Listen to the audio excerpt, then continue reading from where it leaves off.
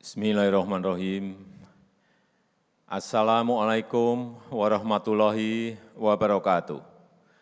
Salam sejahtera bagi kita semuanya. Shalom, Om Swastiastu, Namo Buddhaya, salam kebajikan. Yang saya hormati Bapak Wakil Presiden, yang saya hormati para Menteri Kabinet Indonesia Maju, yang saya hormati para gubernur, wakil gubernur, bupati, wakil bupati, wali kota, wakil wali kota, beserta seluruh jajaran Forkopimda Provinsi, Pangdam, Kapolda, Kejati, dan Ketua Pengadilan Tinggi, dan juga Forkominda, Kabupaten dan Kota, Kapolres, Danrem dan Dandim, Kejari, Ketua Pengadilan Negeri, beserta seluruh jajaran sekda dan seluruh asisten yang hadir, Ketua Satgas, Bapak Ibu, para Ketua DPRD, Provinsi, Kabupaten dan Kota, hadirin dan undangan yang berbahagia. Masih di bulan Syawal ini, saya ingin dan Pak Wakil Presiden mengucapkan selamat Hari Raya Idul Fitri 1442 Hijriah. Minal aizin wal faizin, mohon maaf lahir dan batin. Saya dan Bapak Wakil Presiden juga mengucapkan selamat merayakan kenaikan Isa Al-Masih bagi umat Kristiani yang merayakannya. Kita masuk ke pokok acara. Pasca Lebaran. Hati-hati, betul-betul kita harus waspada karena ada potensi jumlah kasus baru COVID. Meskipun kita telah mengeluarkan kebijakan larangan mudik. Tadi pagi saya mendapatkan data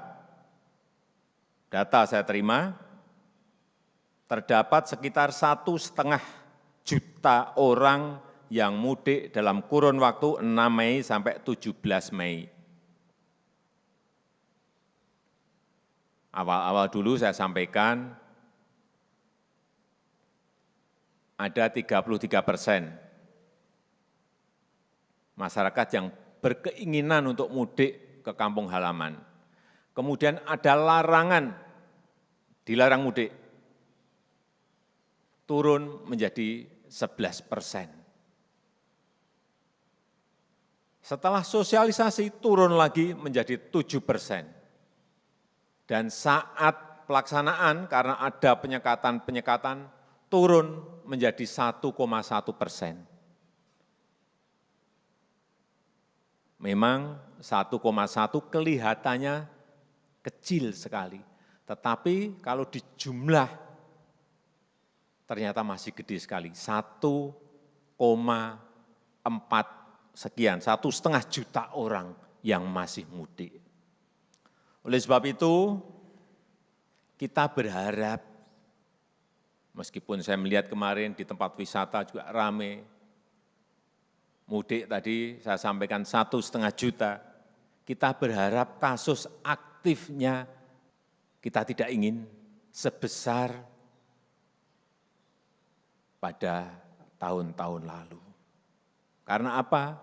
Sudah terjadi penurunan kasus aktif dari puncak kasus aktif, yaitu di awal Februari, di 5 Februari itu puncaknya di situ, itu kasus aktif ada 176.000, tetapi sekarang kasus aktif itu sudah turun menjadi 90.800, turun 48%. Penurunannya sekali lagi 48%. Ini yang harus terus kita tekan agar semakin turun, semakin turun, semakin turun. Kita harus memiliki ketahanan, memiliki endurance, karena tidak mungkin selesai dalam waktu sebulan, 2 bulan. Hati-hati, gelombang kedua, gelombang ketiga di negara-negara tetangga kita sudah juga mulai melonjak drastis. Malaysia sudah lockdown sampai Juni.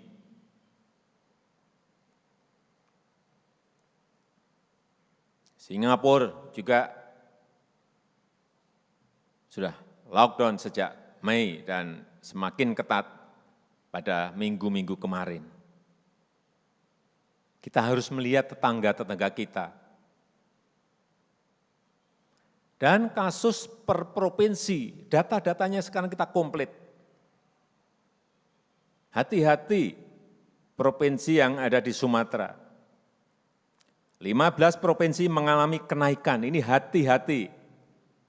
Sekarang kita terbuka, hati-hati Aceh, hati-hati Sumut, hati-hati Sumbar, hati-hati Riau, hati-hati Jambi, hati-hati Babel, hati-hati DKI Jakarta, hati-hati Maluku, hati-hati Banten, hati-hati NTB, hati-hati Maluku Utara, hati-hati Kalteng, hati-hati Sulteng, hati-hati Sulsel, hati-hati Gorontalo. Kelihatan dalam grafisnya, kurvanya semuanya kelihatan. Sekarang kita tandai merah dan hijau. Sebagian ada di Sumatera, sebagian besar, dan ada di Jawa dan juga ada di Sulawesi dan Kalimantan. Ini perkembangan kasus mingguan di Pulau Sumatera. Hati-hati, bisa dilihat Aceh turun tetapi juga masih pada posisi yang tinggi. Sumut juga sama, naik belum turun. Sumbar juga tinggi tetapi sudah ada penurunan. Dan provinsi yang lainnya. Sumsel juga sama, tinggi tetapi ada penurunan. Babel tinggi tapi ada penurunan. Jambi tinggi tapi ada penurunan. Tapi tetap semuanya harus hati-hati. Yang turunnya drastis hanya di Bengkulu. Sehingga kita beri tanda hijau, bukan zona hijau, tapi turunnya, mingguannya tren menurunnya kelihatan. Hati-hati, Riau hati-hati, Kepri naik belum turun hati-hati, Lampung tinggi tapi sudah menurun, tapi juga hati-hati. Sekarang bed okupansi rasio. Rasio keterisian tempat tidur di rumah sakit. Target kita sekarang harus di bawah 50. Ada yang masih di atas 50. Karena bor nasional kita sekarang ini, rasio keterisian tempat tidur yang ada di rumah sakit, secara nasional sekarang ini kita di posisi yang baik, yaitu 29%. Tapi ada beberapa provinsi yang di atas 29% dan ada yang masih di atas 50%. Ini tolong semua gubernur, bupati, wali kota tahu angka-angka ini.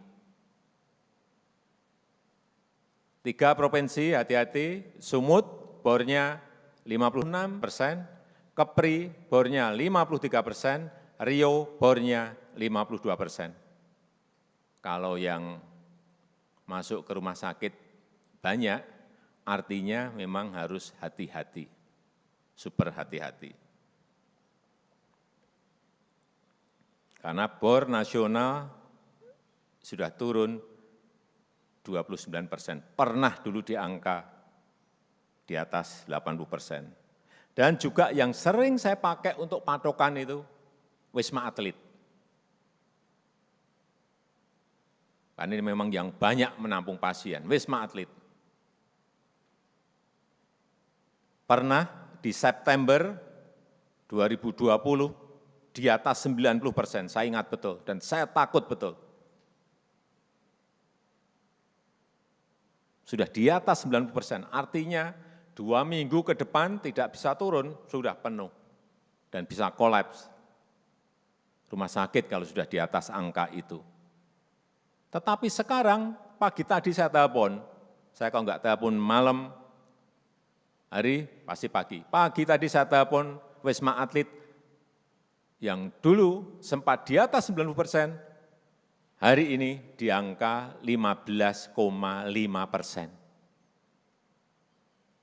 Sehingga saya minta angka-angka seperti ini, gubernur, bupati, wali kota, Pangdam, Danrem, Dandim, Kapolda, Kapolres, Kejati, Kejari, seluruh sekda, asisten, semuanya tahu kondisi angka-angka itu di setiap daerahnya. Sehingga tahu apa yang harus dilakukan. Kalau obatnya kurang, berarti telepon Menkes untuk dikirim obat apa.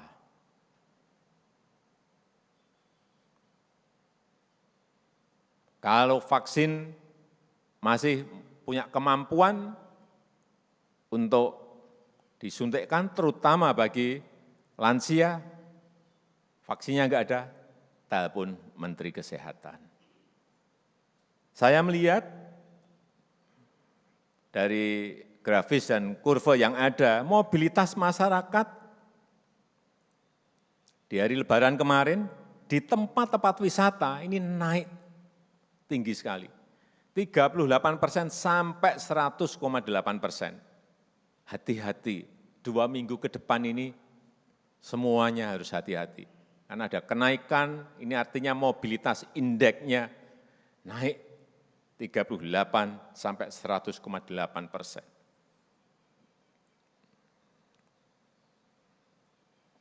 Gubernur, bupati, wali kota, hati-hati, yang zonanya masih merah, zonanya masih oranye, tempat wisata itu harus tutup dulu. Yang kuning dan hijau buka, tetapi sekali lagi, petugas harus ada di sana, satgas harus ada di sana.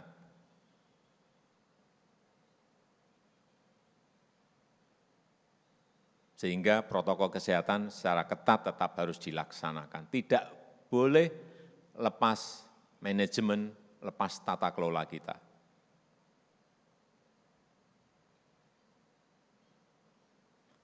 Kemudian juga hati-hati masalah keterisian hotel, keterpakaian hotel. Ini kita sekali lagi menginjak gas dan remnya harus pas. Kepri ada kenaikan keterisian hotel, keterpakaian hotel. Dari 10 melompat menjadi 80. Itu baik untuk ekonomi, tapi hati-hati untuk COVID-nya, hati-hati. DKI Jakarta juga naik dari 36 melompat ke 53, juga hati-hati. Banten dari 26 ke 43, hati-hati. Lampung dari 30 ke 45, hati-hati. Sisi ekonominya baik, sisi COVID-nya harus dikendalikan betul. Hati-hati protokol kesehatan.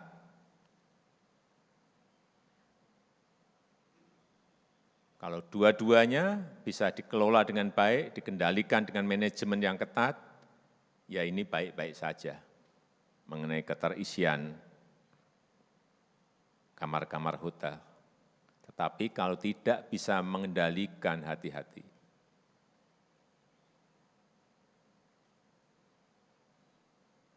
Kemudian terakhir dari WHO menyampaikan bahwa indikator pengendalian pandemi COVID, terutama bagian kita, ini indikator kapasitas respons. Ini penting sekali. Yang berkaitan terutama pemerintah pusat dan pemerintah daerah, ini harus bersama-sama urusan yang berkaitan dengan testing. Semakin banyak, semakin baik. Kemudian yang kedua berkaitan dengan tracing. Ini hati-hati. Jadi kalau ada satu orang yang positif, dan itu harus dilacak betul, dia kontak dengan orang lain lebih dari 15 menit, dan jarak minimalnya kurang lebih 1 meter, berapa orang itu yang harus segera dicek betul, isolasi, karantina. Ini kelemahan kita ada di sini, yang di nomor 2, di tracing. Baru ke perawatan, di treatment. Saya kira saudara-saudara tahu mengenai ini. Oke, sekarang urusan COVID.